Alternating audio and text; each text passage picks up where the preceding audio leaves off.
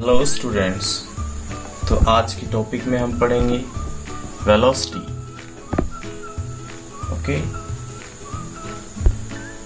अभी तक हम स्पीड और उसके टाइप्स पढ़ चुके हैं। अब हम वेलोसिटी और उसके टाइप्स पढ़ेंगे और उसके बाद कुछ प्रॉब्लम्स स्पीड और वेलोसिटीज पे सॉल्व करेंगे।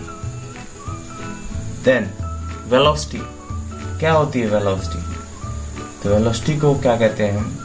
The rate of change of position with the time is called velocity, और rate of change of displacement with respect to time is called velocity. Velocity is a vector quantity.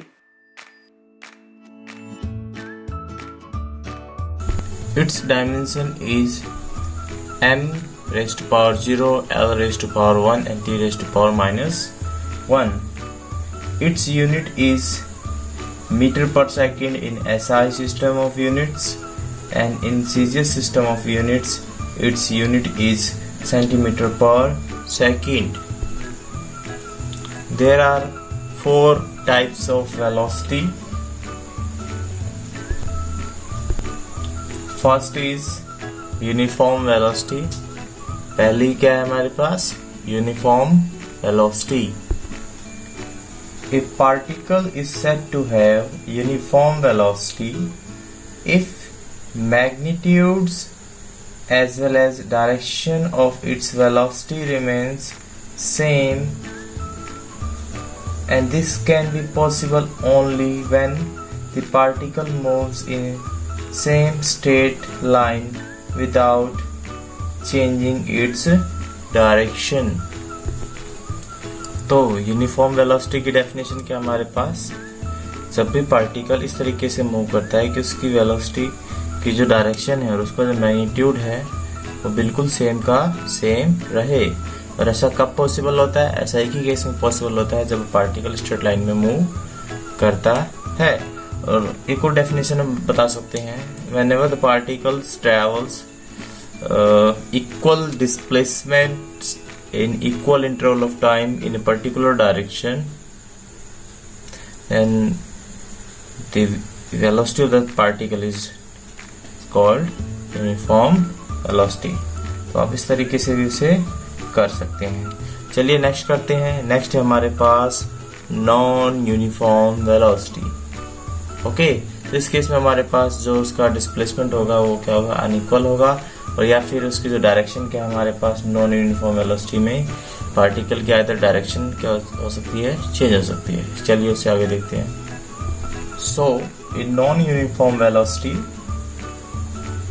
A particle is said to have non uniform velocity if either of its magnitude और direction of velocity changes या और both changes। यानी कि हम कह सकते हैं क्या तो उसके मैग्नीट्यूड में चेंज आए, क्या तो वेलोसिटी के डायरेक्शन में चेंज आए, या फिर दोनों ही चीजें क्या हो रही है? एक साथ चेंज हो रही है। तो ऐसी कंडीशन में हम उसकी वेलोसिटी को क्या बोलेंगे? Non uniform velocity. So for example non uniform velocity का एग्जाम्पल क्या हो सकता है? तो मान लीजिए सर्कुलर मोशन में कोई ऑब्जेक्ट मूव कर रहा है ऐसे, तो यहाँ पे ऑब्जेक्ट अगर इस तरीके से मूव कर रहा है कि वो इसकी वेलोसिटी क्या है? 5 मीटर पर सेकेंड है। ये उसी ही इतने मैग्नीट्यूड से ये मूव कर रहा है, बट आप देख रहे हैं सर्कुलर मोशन में क्या उसकी डायरेक्शन हर एक पॉइंट पे क्या है? बराबर क्या हो रही है? चेंज हो रही है। तो इन सर्कुलर मोशन में क्या होता है? हमारे पास कांस्टेंट या फिर मैग्नीट्यूड होने की वजह से भी हमारे पास उसकी डायरेक्शन क्या हो रही है? रेगुलरली क्या हो रही है? चेंज हो रही है। तो इन दैट केस हमारे पास ये किस चीज का एग्जाम्पल है? सर्कुलर मोशन किस चीज का एग्जाम्पल है? नॉन यूनिफॉर्म वेलोसिटी का। थर्ड केस है हमारे पास एवरेज वेलोसिटी।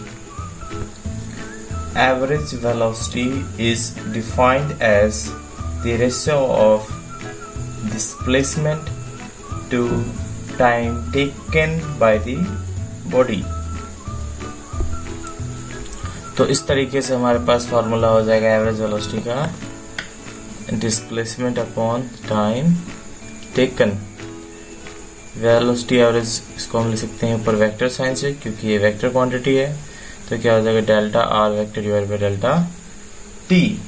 इस तरीके से हम एवरेज वेलोसिटी कैलकुलेट कर सकते हैं।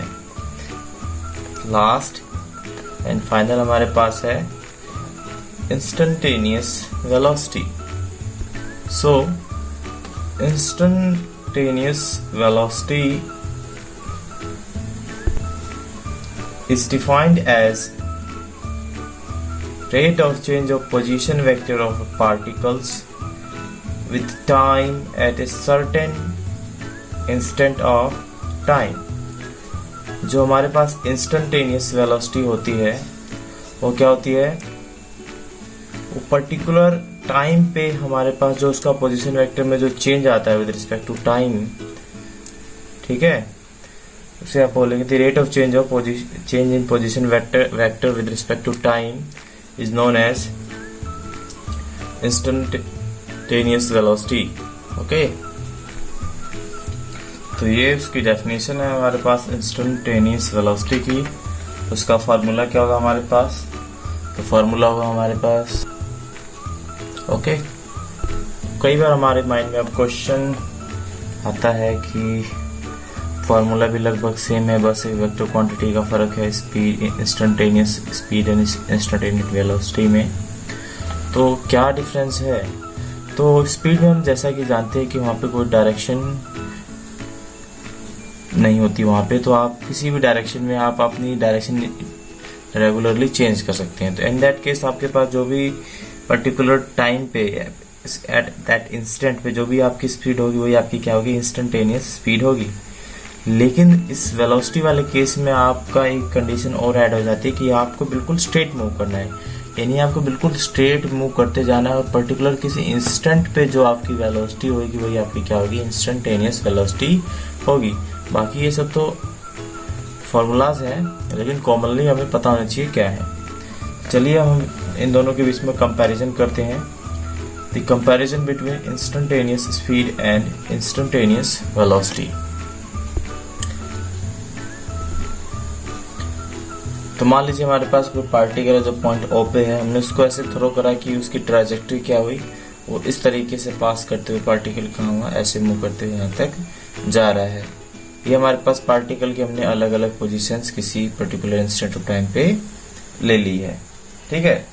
तो instantaneous velocity is always tangential to the path followed by the particle. जो इंस्टेंटेनियस वेलोसिटी होती है वो हमेशा क्या होती है, जिस पाथ में पार्टिकल फॉलो करता है उसकी क्या होती है, टेंजेंशियल होती है। तो जब पार्टिकल को थ्रो करा गया पॉइंट ओ से, तो इस पॉइंट पे इसकी जो वेलोसिटी होगी पार्टिकल की वो अलग होगी, इस पॉइंट पे उसकी वेलोसिटी होगी पार्टिकल की अलग होगी, इस पॉइंट पे जो वेलोसिटी होगी पार्टिकल की अलग होगी, इस पॉइंट पे जो होगी वेलोसिटी होगी पार्टिकल की अलग होगी। तो किसी भी पॉइंट पे अगर हम वेलोसिटी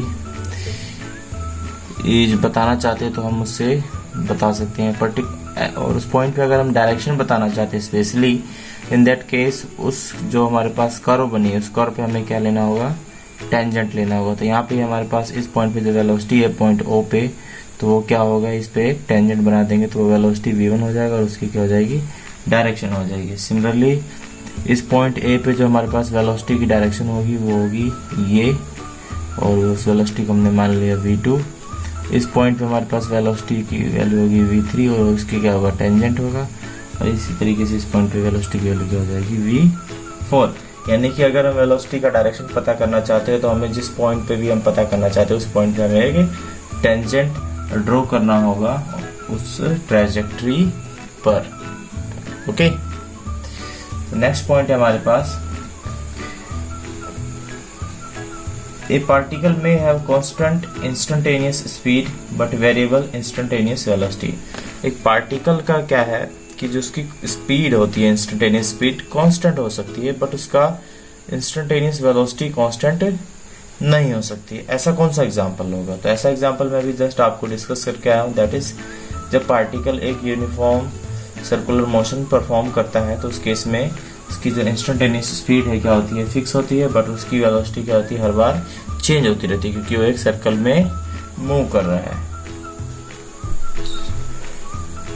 ओके, तो सर्कुलर मोशन एक ऐसा एग्जांपल है जिसके इसमें हमारे पास पार्टिकल क्या है, सर्कुलर मोशन में मूव करता रहता है, तो उसकी जो स्पीड होती है दैट इज इंस्टेंटेनियस स्पीड, तो क्या होती है, फिक्स होती है, बट उसका जो डायरेक्शन होता है हर इंस्टेंट पे चेंज होता रहता है, इसलिए उसकी वेलोसिटी भी क्या होती है, हमारे पास चेंज होती रहती है। ओके, और अगर सिर्फ मैग्नीट्यूड की बात करें इसी सर्कुलर मोशन में, तो मैग्नीट्यूड दोनों का क्या है, सेम है, बस डायरेक्शन क्या है, डिफरेंट है।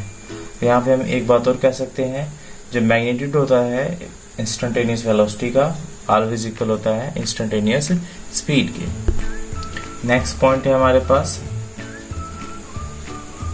अगर पार्टिकल कांस्टेंट वेलोसिटी से मूव कर रहा है, यानी उसका जो वेलोसिटी क्या फिक्स है, तो उसकी जो एवरेज वेलोसिटी है कांस्टेंट और इंस्टेंटेनियस वेलोसिटी वो क्या होगी, हमारे पास ऑलवेज क्या आएगी, इक्वल आएगी। यानी अगर हम एक स्ट्रेट लाइन में मूव करते जा रहे हैं, हमारी डायरेक्शन भी फिक्स है, ठीक है, ऊपर से हमारी वेलोसिटी क्या हो रही है, फिक्स है, वेलोसिटी फिक्स है, इसका मतलब है कि हमारे पास जो इंस्टेंटेनियस वेलोसिटी है और जो एवरेज वेलोसिटी हम सॉल्व करेंगे वो दोनों की दोनों क्या आएंगी, सेम आएंगी। So last and final point है हमारे पास, अगर हमारे पास जो डिस्प्लेसमेंट है, अगर उसको हम ऐसे गिवन करते हैं कि as a function of time given करते हैं उसे, तो उसका अगर हम डेरिवेटिव निकालेंगे विद रिस्पेक्ट टू टाइम, तो किसकी वैल्यू को गिवन करेगा, वेलोसिटी की वैल्यू को गिवन करेगा। तो फाइनल में क्या है हमारे पास, तो मान लीजिए अगर कोई हमारे पास डिस्प्लेसमेंट क्या है, एक्स है, which is a function of time, ये बहुत ही इंपॉर्टेंट है, इस पे न्यूमेरिकल्स हमारे पास बहुत अच्छे आएंगे कॉम्पिटिशन्स में भी और एग्जाम्स में भी। तो x is a function of time है, तो जब इसका x का डेरिवेटिव करेंगे विद रिस्पेक्ट टू टाइम, तो जो आंसर आएगा वो किसको रिप्रेजेंट करेगा, वेलोसिटी को रिप्रेजेंट करेगा।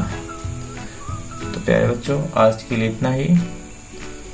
नेक्स्ट वीडियो लेक्चर में हम आपको कुछ प्रॉब्लम्स कराएंगे that is based on speed and velocity और स्पीड पे हम कुछ न्यूमेरिकल्स करेंगे। Okay, thank you.